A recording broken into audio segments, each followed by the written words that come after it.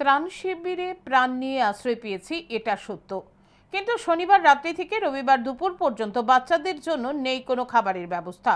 ত্রাণ শিবিরে মুখ্যমন্ত্রীকে সামনে পেয়ে অভিযোগ করলেন বন্যা দুর্গত এক মহিলা। শনিবার থেকে টানা বৃষ্টির ফলে জলমগ্ন হয়ে পড়েছে শহর আগরতলার নিম্নাঞ্চল। আগরতলা শহরের বহু এলাকার বাড়িঘরে ঢুকে পড়েছে বন্যার জল। নিরুপায় হয়ে বন্যা কবলিত মানুষ প্রাণ বাঁচাতে আশ্রয় নিয়েছে শরণার্থী শিবিরে।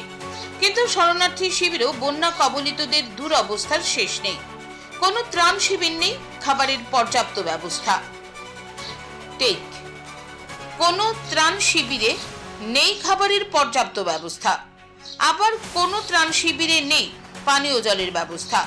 এই পরিস্থিতিতে রবিবার বন্যা কবলিত এলাকা ও ত্রাণ শিবিরগুলি পরিদর্শনে যান মুখ্যমন্ত্রী ডাক্তার মানিক সাহা, সাংসদ রাজীব ভট্টাচার্য, মেয়র দীপক মজুমদার সহ অন্যান্যরা। এই দিন তারা ত্রাণ শিবিরে গিয়ে কথা বলেন বন্যা কবলিতদের সাথে, তাদের সুবিধা অসুবিধার বিষয়ে খোঁজ খবর নেন। তাদেরকে এই দিন সামনে পেয়ে ত্রাণ শিবিরে আশ্রয় নেওয়া এক মহিলা গুরুতর অভিযোগ করেন। ওই মহিলা তাদের মুখের উপর বলে দেন, ত্রাণ শিবিরে প্রাণ নিয়ে আশ্রয় পেয়েছি, এইটা সত্য। কিন্তু শনিবার রাত্রি থেকে রবিবার দুপুর পর্যন্ত বাচ্চাদের জন্য নেই কোনো খাবারের ব্যবস্থা।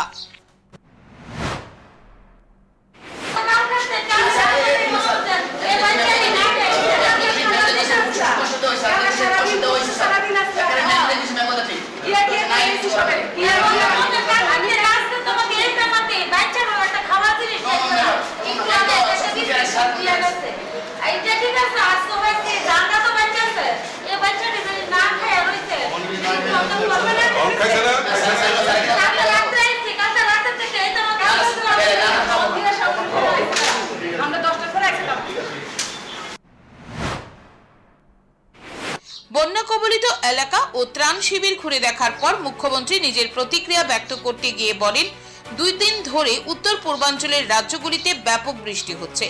ত্রিপুরা রাজ্যেও একই অবস্থা। আগরতলা শহরে শনিবার রাতে জল জমলেও দ্রুত সেই জল নেমে গেছে। শহরের নিম্নাঞ্চলগুলিতে জল জমে গেছে।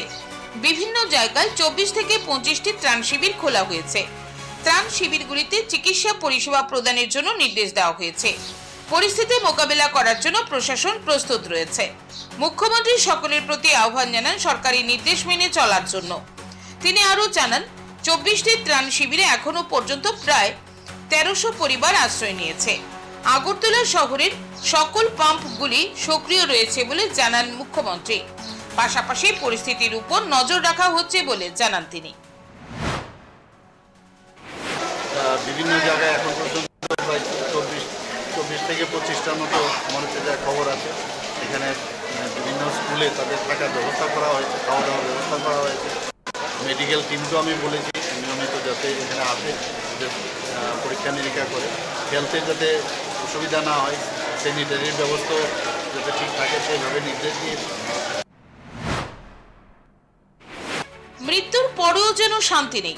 হাওড়া নদীর জলস্তর বৃদ্ধি পাওয়ার ফলে জলের তলায় তলিয়ে গেছে বটতলা মহাশ্মশান, যার কারণে বটতলা মহাশ্মশানে বন্ধ হয়ে রয়েছে মৃতদেহ সৎকারের কাজ। ফলে মৃতদেহ নিয়ে বিপাকে পড়েছে মৃত ব্যক্তির পরিবারের লোকজন। Bureau report, news today.